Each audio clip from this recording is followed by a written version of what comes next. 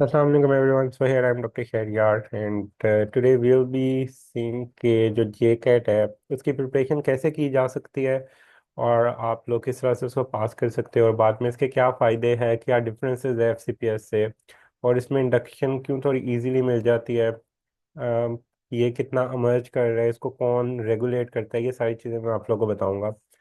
सबसे पहले थोड़ा सा अगर मैं जेकेट का ब्रीफ से इंट्रो दे दूं तो जेकेट में आपने सुना होगा MD MS प्रोग्राम्स। MD के अंदर जो मेडिसिन लाइट के रिलेटेड आ जाते हैं, MS के अंदर जो सर्जरी के रिलेटेड प्रोग्राम्स आ जाते हैं।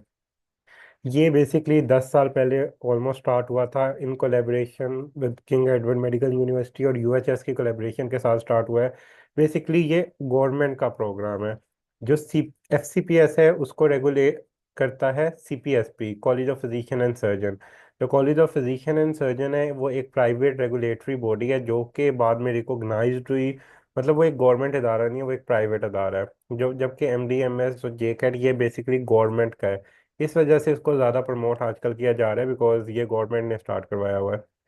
अब जो CPSP FCPS है उसमें थोड़ा सा जो ट्रेनिंग का पैटर्न होता है वो डिफरेंट होता है और उनके अपने रूल्स हैं, अपने रेगुलेशंस हैं। जो FCPS है उसकी बाहर कुछ वर्थ है, स्पेशली गल्फ ममालिक के अंदर, सऊदी अरेबिया के अंदर, लेकिन FCPS का मेरिट भी ज़्यादा होता है। जो पंजाब रेजिडेंसी प्रोग्राम होता है जिसको आप PRP कहते हो, आप कहते हो CIP है। CIP बेसिकली अप्लाई होता है गवर्नमेंट इंस्टीट्यूट ऑफ पंजाब। जो पंजाब के गवर्नमेंट इंस्टीट्यूट है वहाँ पे CIP अप्लाई होता है। अगर आप किसी पंजाब के प्राइवेट इंस्टीट्यूट में अप्लाई कर रहे हैं या आप आउट ऑफ पंजाब अप्लाई कर रहे हैं तो वो CIP के जरिए नहीं आप अप्लाई कर रहे होते। वो उन कॉलेजेस की रिक्वायरमेंट के अकॉर्डिंग करते हो। लेट्स सपोज आपने शिफा में अप्लाई करना है।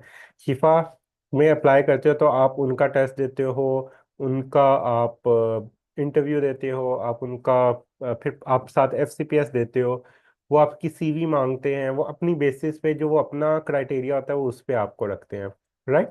जो पंजाब रेजिडेंसी प्रोग्राम CIP जिसके अंदर आप सुनते हो कि BHU RHC के मार्क्स इंक्लूडेड है, आपके FSC के मार्क्स की वर्थ है। जो ये वाला सारा CIP के जो मार्क्स होते हैं वो बेसिकली सिर्फ पंजाब के उन इंस्टीट्यूट्स पे अप्लाई होते हैं जो कि गवर्नमेंट इंस्टीट्यूट्स है। सबसे पहले तो आपको ये चीज़ क्लियर होनी चाहिए। प्राइवेट इंस्टीट्यूट्स उसमें नहीं आते। प्राइवेट को आपको इंडिपेंडेंटली CV जमा करवानी पड़ती है। और जो MD MS प्रोग्राम है वो भी अभी ज़्यादातर पंजाब के गवर्नमेंट इंस्टीट्यूट्स में शुरू है। प्राइवेट के अंदर बहुत कम इंस्टीट्यूट है जो कि MD MS प्रोग्राम करवा रहे हैं। यहाँ तक मुझे बताएं, आप लोगों को ये पॉइंट क्लियर है? इसमें कोई क्वेश्चन है साथ साथ पूछते जाएं। क्योंकि ये सबसे पहले इंपॉर्टेंट चीज़ है जो आपको पता होनी चाहिए। नेक्स्ट आगे हम देखते हैं कि इसकी क्या वर्थ है, इसकी क्या वैल्यू है, specially if you want to stay in Pakistan and if you want to pursue your career in Pakistan then FCPS and MD MS is both equal almost. कोई बहुत ज़्यादा फर्क नहीं है बिकॉज आफ्टर MD MS जो आपने assistant professor, associate professor, professor बनना है, आपकी जो डिग्री की इक्वलेंस है वो FCPS की डिग्री के इक्वल है। यानी if you want to stay in Pakistan there is no much difference. आपने फॉर एग्जांपल सर्जरी में जाना है तो बाहर के मुल्क तो आपको सर्जरी में FCPS की भी वर्थ उतनी ही रहनी है और आपकी वर्थ भी उतनी रहनी है। सिर्फ एक डिफरेंस आ जाता है सर्जरी की ट्रेनिंग में, वो ये है कि FCPS में आप एक्सचेंज प्रोग्राम के लिए अप्लाई कर सकते हो जो कि MTI प्रोग्राम होता है। उसमें आप 2 साल बाहर जाके सर्जरी की ट्रेनिंग कर सकते हो, लेकिन उसके बाद आपको पाकिस्तान वापस आना होता है 1 साल के लिए। ये होता है, आप आयरलैंड जा सकते हो, इंग्लैंड जा सकते हो, सऊदीया, कुवैत, यहाँ पे आते हैं MTI प्रोग्राम जो 2 साल के लिए आप जाते हो। FCPS में वो प्रोग्राम है लेकिन MD MS में ऐसा कोई एक्सचेंज प्रोग्राम नहीं है, बस इतना फर्क है। अगर आपने पाकिस्तान रहना है, आप कहते हो कि मेरी जिंद मेरी जान पाकिस्तान पाकिस्तान, तो फिर आपके लिए बेहक MD MS है, बेहक FCPS है, इक्वलेंट। कोई फर्क नहीं है। आपकी प्रमोशंस, आपकी हर चीज़ एक ही तरह हो रही होगी। सही हो गया। फिर आ जाता है प्राइवेट इंस्टीट्यूशंस बहुत कम है जो अभी MD MS प्रोग्राम करवा रहे हैं। FCPS बहुत से इंस्टीट्यूट करवा रहे हैं, अभी MD MS नहीं करवा रहे अक्सर इंस्टीट्यूट। सही हो गया। अब जो भी इंस्टीट्यूट ने कोई प्रोग्राम करवाना होता है ना, उसने पहले क्राइटेरिया पे उतरना होता है, PMDC के क्राइटेरिया पे उतरना होता है, फिर CPSP के क्राइटेरिया पे उतरना होता है, फिर सुपरवाइजर का क्राइटेरिया होता है। सुपरवाइजर के लिए डिफरेंट वर्कशॉप्स होती है जो असेंशियल होती है, उसके बाद एक सुपरवाइजर अपने अंडर रेजिडेंट रख सकता है। तो सब हॉस्पिटल्स इसलिए सब हॉस्पिटल के पास रेजिडेंट्स नहीं होते। ये एक जनरल सा ब्रीफ सा ओवरव्यू है। If you want to stay in Pakistan, if you want to do surgery, तो आपको एमडीएमएस और एफसीपीएस में ज़्यादा फर्क नहीं मिलेगा। If you want to move abroad, then FCPS is relatively a better choice. Although बहुत ज़्यादा आप लोग के फर्क नहीं पड़ जाना आपका, लेकिन relatively a better choice. Right, अब आ जाते हैं हम पेपर की तरफ। जे कैट का क्या पैटर्न होता है, किस तरह से आता है। पिछले साल से पहले पहले पिछले साल जो अक्टूबर अटेम्प्ट हुई है, उससे पहले जे कैट आता था। 200 मार्क्स का होता था, मार्क्स की बेसिस पे होता था। जिसके मार्क्स ज़्यादा होते थे उसको प्रेफरेंस मिलती थी, जिसके मार्क्स कम होते थे उसको नहीं प्रेफरेंस मिलती थी। यानी मार्क्स की बेसिस पे काफ़ी चीज़ें डिसाइड होने लग गई थी। लेकिन पिछले साल अक्टूबर में इन्होंने जे कैट को मार्क्स से ख़त्म करके इसका भी पास फेल कर दिया सीआईपी प्रोग्राम में। अब अगर आप पास हो या आप फेल हो, इस तरह नहीं है कि आपके 200 में से 180 मार्क्स है तो आप सुपीरियर नहीं हो गए।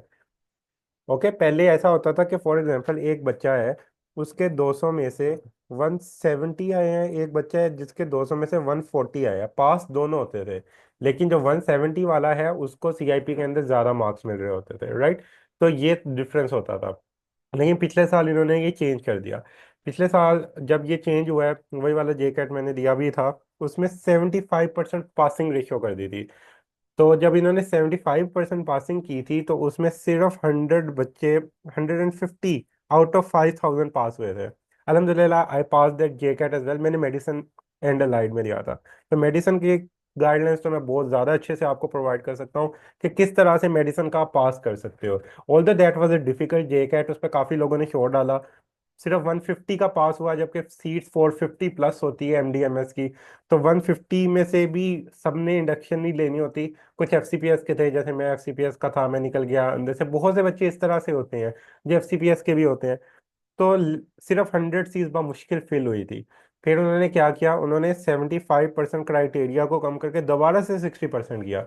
दोबारा से 60% क्राइटेरिया करके जो 100 सीट्स के अलावा सीट्स जो फिल हो गई थी वो तो उन्होंने उसी तरह रहने दी।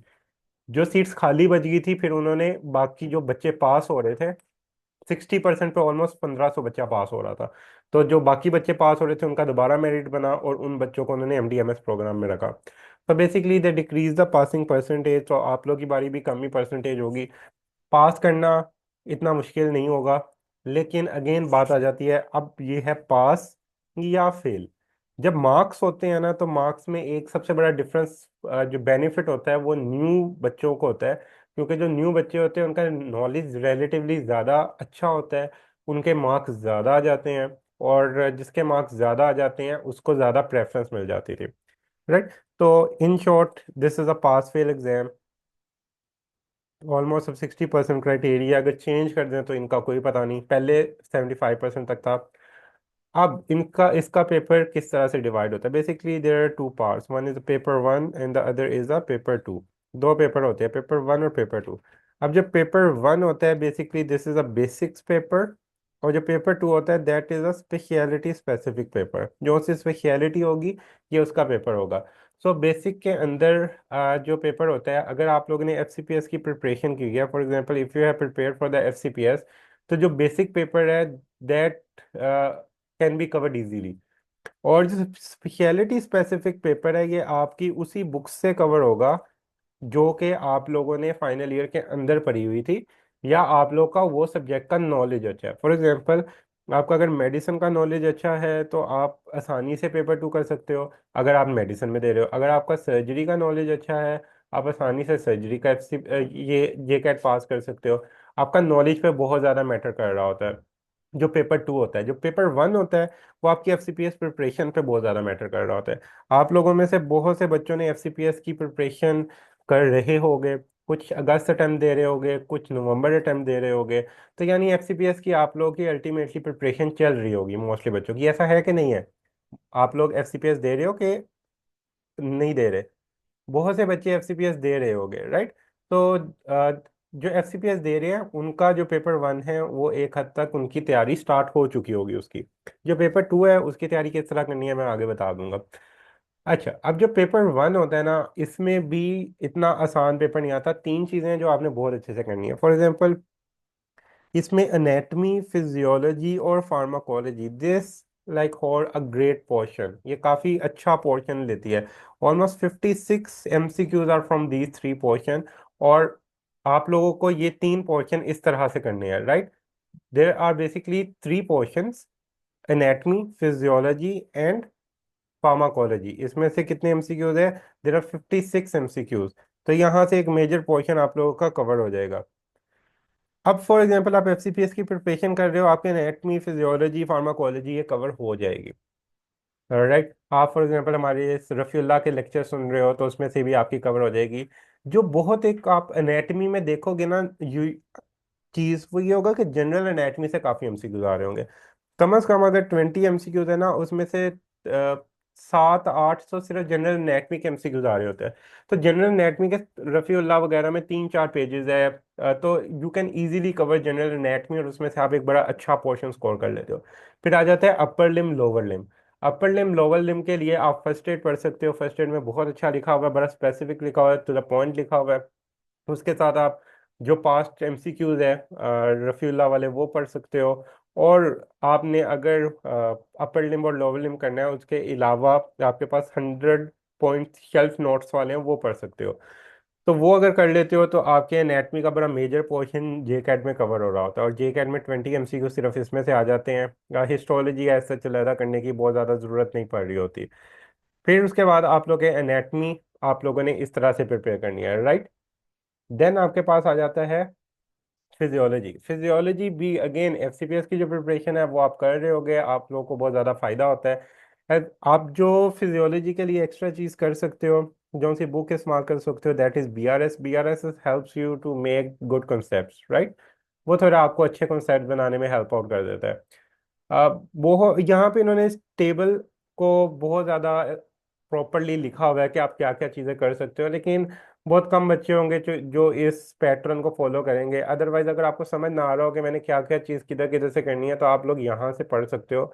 इन्होंने पूरा सिलेबस दिया हुआ है, that syllabus is according to the requirement, जो कि वहाँ पे आप लोग को पेपर के अंदर नजर आएगा। ये प्रॉपर पैटर्न फॉलो करते हैं। आप जब एफसीपीएस दोगे ना, तो एफसीपीएस में प्रॉपर पैटर्न ही फॉलो हो रहा होता, लेकिन इसके अंदर प्रॉपर पैटर्न फॉलो हो रहा होता है, राइट। ये आप लोगों ने चीजें देखनी है, तो जो यहाँ पे लिखा हुआ है ना कि इतने इतने परसेंटेज आएगी, तो इतने इतने परसेंट आएंगे, राइट। फिर इसके बाद आप लोगों को फार्माकोलॉजी। फार्माकोलॉजी के लिए याद रखिएगा, अगर तो आप लोगों ने पहले फार्मा अच्छी पढ़ी हुई है तो it's going to help. Otherwise the big difference which actually makes जो आप लोगों के मार्क्स में डालता है वो फार्मा डालता है। क्योंकि फार्मा के 16 MCQs आते हैं, और सबको फार्मा अच्छे से नहीं आती होती। इवन मेडिसिन अगर आपको आती भी है ना समटाइम, लेकिन फार्मा वाली कुछ इस तरह की चीज़ें होती हैं जो फार्मा स्पेसिफिक होती हैं, जो एडवर्स इफेक्ट्स होते हैं आप लोग को नहीं याद होते। तो जो मैं आप लोग को प्रेफर करूंगा वो ये है कि जो आप लोगों ने एमएसएस के पहले लेक्चर सुने हुए हैं, उसकी जो स्लाइड्स है आप लोग वो कर सकते हो फार्माकोलॉजी के लिए। It's going to help you. Pharma के बड़े specific to the point MCQs होते हैं।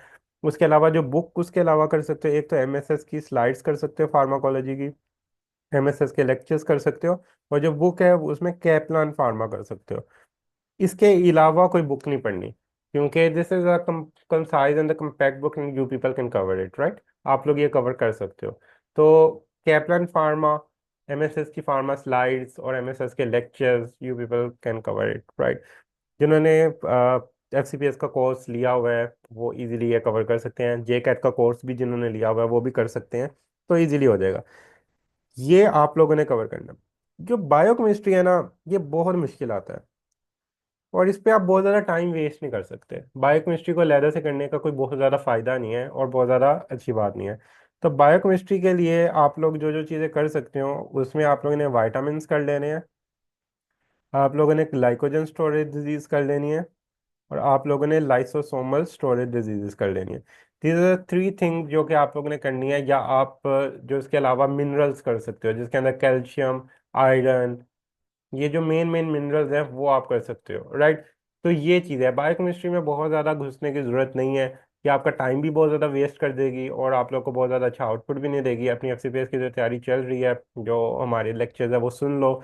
बाकी आप लोग को जो एक्स्ट्रा करने की ज़रूरत है वो बस ये तीन टॉपिक्स को अच्छा कर लो, वाइटामिन को खास तौर पे, क्योंकि 10 में से 3 से 4 MCQ सिर्फ वाइटामिन के होते हैं, राइट। तो आप लोगों ने ये कर लेना है, बायोकेमिस्ट्री का बहुत ज़्यादा नहीं, main focus should be on the anatomy physiology and the pharmacology. Pharmacology को लाजमी अच्छा करना, बिकॉज 16 MCQs, एंड मैं बता रहा हूँ आप लोग के 16 MCQs में बड़े MCQs गलत होंगे। फिजियोलॉजी और एनाटॉमी आप लोग एफसी पे जो तैयारी कर रहे हैं उसके वैसे ही सही हो जाने। ओके। फिर आ जाते हैं पैथोलॉजी। पैथोलॉजी के इतने ज़्यादा मुश्किल नहीं होते। पैथोलॉजी के अंदर आप अगर पैथोमा का जनरल पैथो पोर्शन कर लेते हो ना, तो it's more than enough enough, you people can cover it. बाकी चीज़ें इतनी ज़्यादा पैथो की मुश्किल नहीं होती, पैथो के आसान होती है। और आपने थोड़ी रिसेंटली पढ़ी होती है, 4th ईयर में पढ़ी होती है, जो स्पेशल पैथोलॉजी है, you people can cover it, right. तो ये हो जाते हैं। माइक्रोबायोलॉजी, माइक्रोबायोलॉजी के भी जो एमसीक्यूज होते हैं, अगर तो आपने स्केची पढ़ी हुई है और आप एफसीपीएस वाली प्रिपरेशन कर रहे हो, उसी के अंदर हो जाएगा। कम्युनिटी मेडिसिन, कम्युनिटी मेडिसिन और बिहेवियर साइंसेस को करने की ऐसी कोई जरूरत नहीं होती। ये आपके ऑटोमेटिकली कवर हो रहे होते हैं, आपको चीज़ें आती होती हैं। इस तरह की चीज़ें इसमें नहीं आती, इसमें कुछ इस तरह की चीज़ें आती हैं जैसे आपका बीएस के पेपर में आती थी ना, तब आपको समझ आई थी ना, बानी है। तो ये इस तरह से चीज़ें चल रही होती है, so you need not to worry about it, right. तो ये आप लोगों ने इस तरह से करना है। यहाँ तक मुझे बताइए क्लियर हो गया? Mainly the thing you should focus is anatomy physiology and pharmacology, बाकी ऑटोमेटिकली चीज़ें कवर होंगी। बाकी you will have to be very specific, biochemistry के लिए to be very specific, patho के लिए be very specific. You can use Pathoma. Micro के लिए you people can revise from Sketchy. Community medicine के लिए ऐसा कुछ करने की जरूरत नहीं है। बिहेवियर साइंस के लिए आपको करने की ऐसा जरूरत नहीं है। You will have to cover these 56 MCQs। बाकी ऑलमोस्ट इसमें से इसके बाद 20 ऑलमोस्ट 25 MCQs ऐसे होंगे जो कि आप लोग के अपने नॉलेज से ये वाले कवर हो जाएंगे। जो ये वाला पार्ट है ना, उनके 25 MCQ। तो ये आप लोग देखो कितने हो गए, 80। ऑलमोस्ट 80 MCQs है जो आप कवर कर सकते हो इजीली। बाकी जो 20 हो गए उनमें से कुछ ना कुछ मुश्किल होगा, तो यू जस्ट बी वाइज जब आप इसकी प्रिपरेशन कर रहे हो। डोंट नीड टू बी बहुत ज़्यादा परेशान होके नहीं करना कि यार पास होगा कि नहीं होगा। ओके। तो ये हो गया paper one. So paper one में you people if preparing for the FCPS, you people can pass the J CAT paper one easily, right. You people can listen to MSS lectures of Rafiullah. You people can prepare for FCPS according to your pace, और उसी preparation के अंदर आपका jacket का paper one हो जाता है। Pharmacology के लिए अगर थोड़ी सी एक्स्ट्रा एफर्ट डालनी हो तो वो डाल सकते हो। बुक्स के लिए मैंने बता दिया। एनेटमी के लिए 100 शेल्फ नोट्स वाले पॉइंट एक्स्ट्रा चीज़ें पढ़ सकते हो, मिनी सेल्स यूज़ कर सकते हो।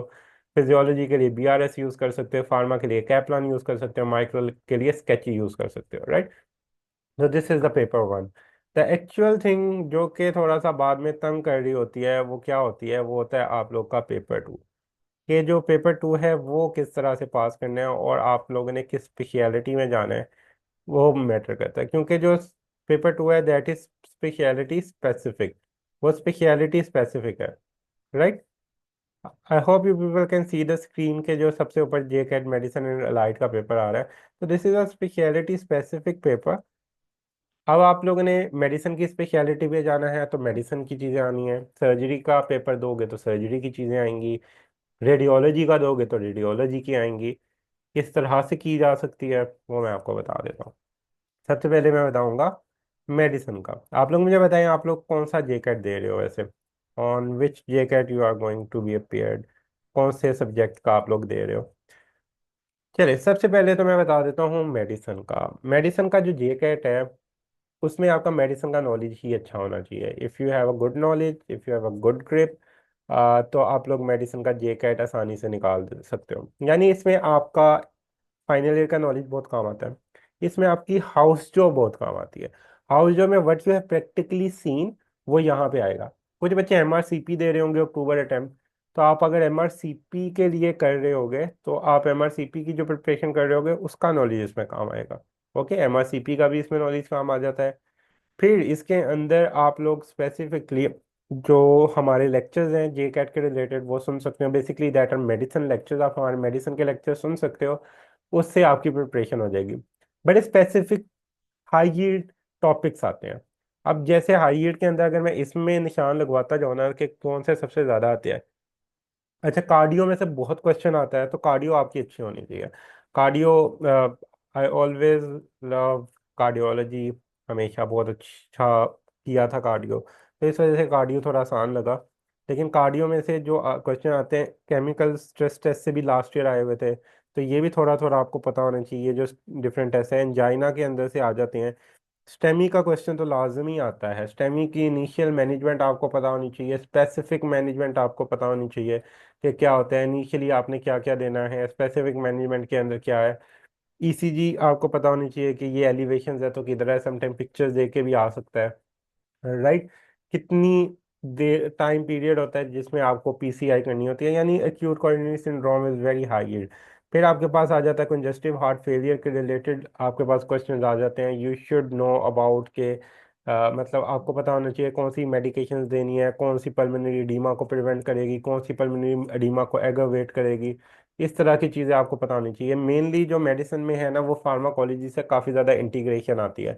इसलिए मैंने आपको पिछले पेपर वन में भी कहा कि फार्माकोलॉजी को आपने लाजमी अच्छा करना है, क्योंकि अगर आपने फार्माकोलॉजी अच्छी कर ली ना, तो आपको मेडिसिन वाले पार्ट में बहुत ज़्यादा हेल्प होगी, specially those who are appearing in the medicine का पेपर, राइट। फिर उसके बाद कंजेस्टिव हार्ट फेलियर में से भी आ जाते हैं, वेलवुलर हार्ट डिजीज, ऑलमोस्ट ना हर पार्ट में से ही आ रहे होते हैं एमसीक्यूज।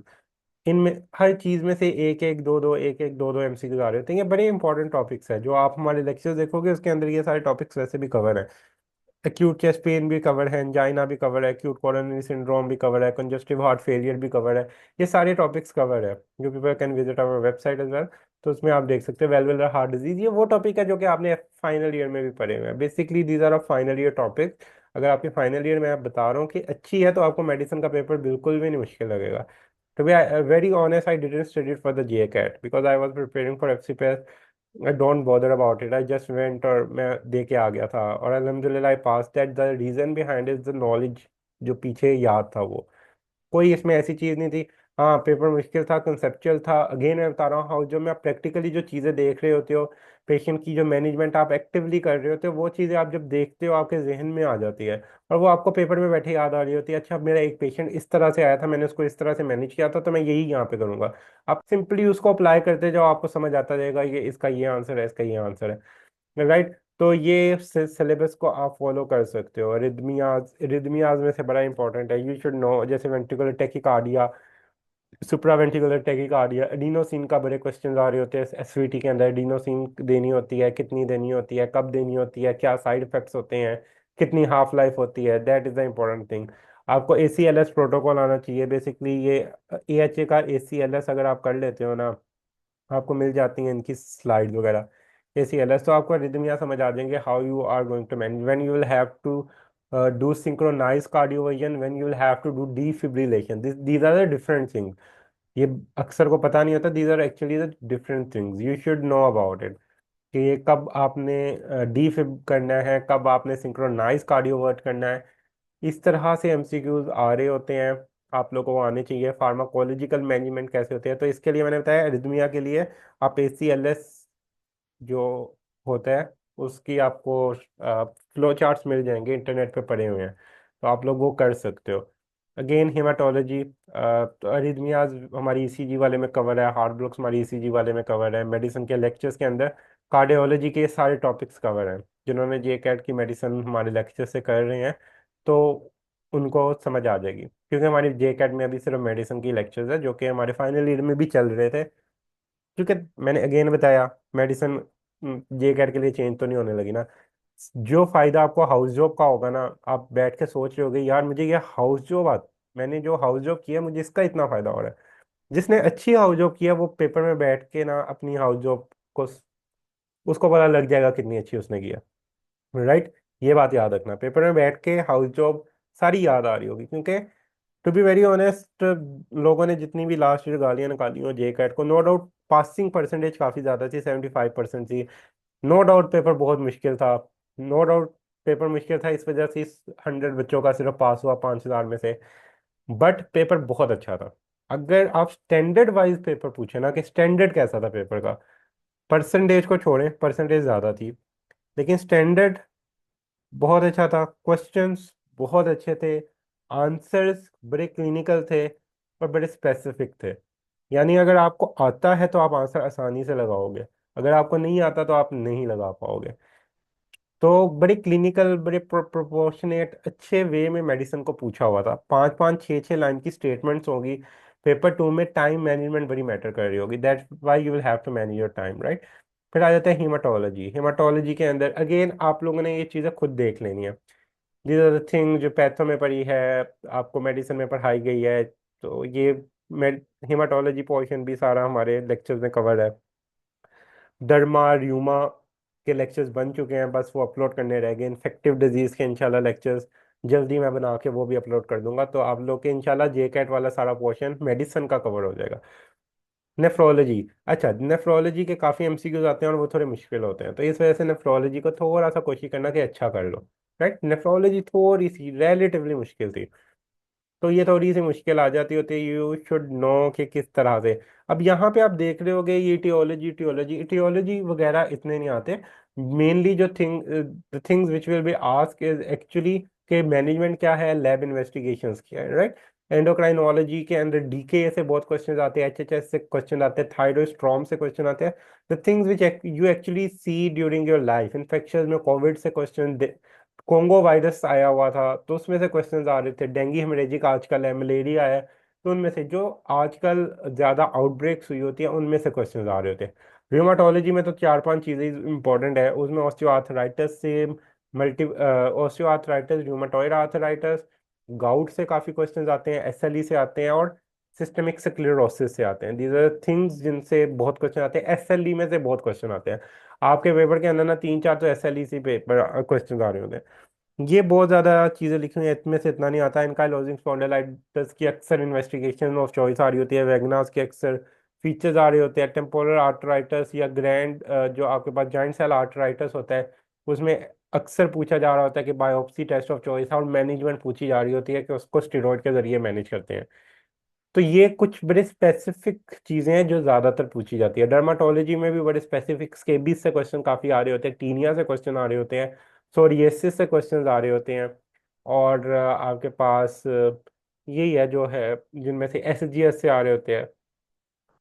तो ये मैं बताना चाह रहा हूँ कि हर चीज में जो आपने सोचना है कि हमारे हॉस्पिटल में कौन से मरीज ज्यादा आते थे, सबसे ज्यादा उन्हीं चीजों से क्वेश्चन आते हैं। Jacket is very practical exam, when you will set तो आपको पता चलेगा कि वो बहुत ज्यादा। अब आप प्रिपेयर कहाँ से कर सकते हो, आप अपनी मेडिसिन की बुक से कर सकते हो, आप लोग हमारे मेडिसिन के लेक्चर से कर सकते हो, आप डेविडसन में से कुछ इंपॉर्टेंट चीज़ें कर लो या इरफान मसूद में से कर लो, एक ही बात है। फोकस आपका लैब इन्वेस्टिगेशन और मैनेजमेंट पे होना चाहिए। उसके अलावा जो एक अच्छा इंटरनेट पे सोर्स है वो एम्बोस है।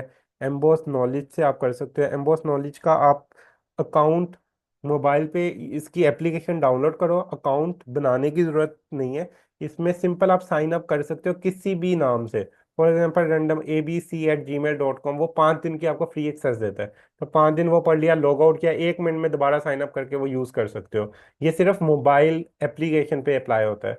तो एम्बोस नॉलेज की मोबाइल एप्लीकेशन करके आप उधर से प्रिपरेशन कर सकते हो, that's going to be very helpful for you. तो मेनली जो आपका ये पोर्शन है मेडिसिन का वो इस तरह से कवर होता है। अब मैं आ जाता हूँ गायनी की तरफ, क्योंकि गायनी के बहुत से कैंडिडेट्स हैं जो यहाँ पे है। गायनी किस तरह से की जा सकती है, गायनी के लिए जो सबसे ज़्यादा बुक्स हेल्पफुल होती है वो ये होती है। एक आपकी जो बुक सबसे ज़्यादा काम आएगी वो है इरफान मसूद। इरफान मसूद, फिर 10 टीचर्स आएंगे। सही हो गया। तो जिस जिसने तो गायनी में देना है उन्होंने इरफान मसूद लाजमी पढ़नी है, स्पेशली ओब्स वाला पार्ट। जो ओब्स का पोर्शन है वो आपने इरफान मसूद से करना है। और जो आपका गायनी वाला पोर्शन है, गायनी वाला पोर्शन आप इरफान मसूद से भी कर सकते हो, आप 10 टीचर से भी कर सकते हो। ओके। तो ओब्स आप लोगों ने कहाँ से करनी है, इरफान मसूद से। और जो गायनी वाला पोर्शन है वो आपने कहाँ से करना है, you will have to do it from the 10 teachers, right. तो ये आप लोग को उधर से करना होगा। तो गायनी के अंदर अगेन आप लोगों का जो प्रैक्टिकल नॉलेज अगर हाउस जॉब आप लोगों ने की है वो आप लोगों को काम आ जाएगा। अभी जेकेट की एप्लीकेशन आई डोंट थिंक अभी आई है, अभी आएगी तो आप सबको पता चल जाएगा। एफसीपीएस की क्लोज हो चुकी है, लेकिन अभी जेकेट की एप्लीकेशन नहीं आई। तो जिन्होंने अप्लाई नहीं किया वो अप्लाई कर सकते हैं, राइट। तो गायनी का आपका इनमें से कवर होगा। Now just I am going to wind up by telling about you about the surgery portion. Surgery किस तरह से करना है। सर्जरी के लिए जो आपकी बेले एंड लव है, बेले एंड लव, आप इसमें से चीज़ें कवर कर सकते हो। सिर्फ इनके जो बॉक्सेस हैं वो, और जो इनकी सर्जरीज है, ज्यादातर जो पेपर आ रहा होता है सर्जरी में, वो सर्जरी के रिलेटेड, उनके कॉम्प्लिकेशंस के रिलेटेड वो आ रहा होता है। तो आप लोग डोगर से सिर्फ वो नहीं कर पाओगे, राइट। जो सर्जरीज है वो आप लोगों को सर्जरी से ही करना पड़ेगा।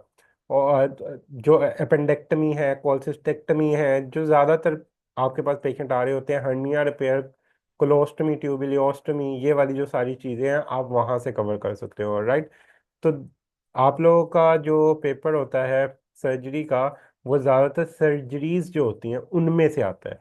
तो इस वजह से आपको सर्जरीज आनी चाहिए। और जो दूसरा इंपॉर्टेंट इसमें आता है, जो ट्रॉमा का चैप्टर है, ट्रॉमा में से काफ़ी ज़्यादा पेपर आता है। यू शुड नो कि ABCD अप्रोच क्या होती है, किस तरह से डैमेज कंट्रोल होता है। ट्रॉमा वाला चैप्टर आपको बहुत अच्छे से आना चाहिए, क्योंकि ट्रॉमा में से बहुत सी चीज़ें आ रही होती है। तो सर्जरी के लिए अगर मैं थोड़ा सा बस वाइंड अप करूँ, वो ये है, you will have to have a good grip on the surgeries, you will have to have a good grip on trauma वाला पार्ट, और you will have to have a good grip on resuscitation वाला part.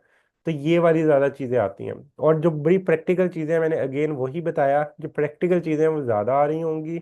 जो आप लोगों के जिस तरह से आप लोग देखते हो, जो कॉम्प्लिकेशंस है, पोस्ट ऑप कॉम्प्लिकेशंस है, आप लोगों को वो आनी चाहिए, राइट। अच्छा, FCPS में इस तरह से नहीं आ रहा होता, FCPS में more of a basic part आता है। तो FCPS में इस तरह से सर्जरी स्पेसिफिक चीज़ नहीं आती। तो FCPS की प्रिपरेशन इज कम्प्लीटली डिफरेंट। उसका प्रॉपर वेबिनार अलहदा से मैं कर चुका हूँ, उसमें मैं बता चुका हूँ। अब आते हैं रेडियोलॉजी। रेडियोलॉजी में सबसे ज़्यादा लोगों को मसला हो रहा होता है। रेडियोलॉजी का आपको एक फ़ाइल भी शेयर कर दूंगा, वो फाइल अगर आप लोग कर ले तो it's going to help. Otherwise आप लोगों को रेडियोलॉजी अगर नहीं समझ आ रही, तो आप अपने ChatGPT की मदद ले सकते हो। ChatGPT से आप पढ़ सकते हो। वो किस तरह से आप लोग पढ़ सकते हो, आपने रेडियोलॉजी में उससे कहना है कि GIT के रिलेटेड जो रेडियोलॉजिकल इन्वेस्टिगेशन है वो बताएं। फिर उसकी रेडियोलॉजिकल इन्वेस्टिगेशन की फर्स्ट इन्वेस्टिगेशन ऑफ चॉइस और गोल्ड स्टैंडर्ड इन्वेस्टिगेशन आपको बता दे। तो आपको वो हर डिजीज की फर्स्ट चॉइस और गोल्ड स्टैंडर्ड बताता जाएगा। रेडियोलॉजी पोर्शन आप लोग इस तरह से कर सकते हो, याद रखना है। Radiology portion can easily be covered with the chat GPT की हेल्प लो। उसको बताओ कि जी फॉर एग्जांपल बेरियम स्वेलो है, वो कहो कि बेरियम स्वेलो में से क्या क्या चीज़ें आ सकती है, कौन कौन सी इन्वेस्टिगेशन है। इसकी बुक से प्रिपरेशन कोई बहुत ज़्यादा अच्छी नहीं है। एक दो बुक्स हैं वो मैं आप लोगों के साथ शेयर भी कर दूंगा, it is going to help you. But जो ज़्यादा इसकी प्रिपरेशन में हेल्प आउट आपको कर सकता है वो ChatGPT कर सकता है। आप यहाँ से जाके उससे कहो कि मुझे बताओ GIT में कौन कौन सी डिजीजेस के लिए एक्सरे करवाए जाते हैं और उनमें क्या क्या फाइंडिंग्स आती है। वो आपको सारी फाइंडिंग्स बता देगा। आप उससे पूछो कि GIT के लिए अल्ट्रासाउंड किन किन डिजीजेज में करवाया जाता है, उसमें क्या क्या फाइंडिंग्स आती है। CT स्कैन कब करवाया जाता है, क्या फाइंडिंग्स आती है। फर्स्ट इन्वेस्टिगेशन ऑफ चॉइस कौन कौन सी डिजीज की क्या है, सेकेंड इन्वेस्टिगेशन ऑफ चॉइस क्या है, gold standard investigation of choice क्या है। रेडियोलॉजी वाली तैयारी इस तरह से आप इजीली कर सकते हो, ओके। फिर उसके बाद आ जाता है, now I am just going to wind up. अगर कोई मेडिसिन में अप्लाई कर रहा है, बेशक वो कार्डियो में कर रहा है, बेशक वो नेफ्रो में कर रहा है, उसने जिस मर्जी में करना है, मेडिसिन का पेपर सबका सेम होगा। मेडिसिन में मेडिसिन का सारी पोर्शन में से चीज़ें आएंगी, तो आप लोग को वो सारी चीज़ें आनी चाहिए, ओके। रेडियो वाली फाइल्स इंशाल्लाह मैं शेयर कर दूंगा। जो हमारे पेड ग्रुप्स हैं उनके अंदर तो मैं चीज़ें शेयर कर चुका हूँ। कुछ कुछ एक आध ग्रुप में अभी रहती है, खैर उनमें भी आज या कल के अंदर मैं कर दूंगा शेयर। और उसके अलावा बाकी जनरल ग्रुप्स के अंदर भी इंशाल्लाह मैं शेयर करवा दूंगा रेडियोलॉजी को। और अगर अब किसी का कोई क्वेश्चन है वो पूछ ले, because now I am going to wind it up. अगर कोई क्वेश्चन है तो जल्दी से पूछ लें। We just have a minute और two, if you have any Curie.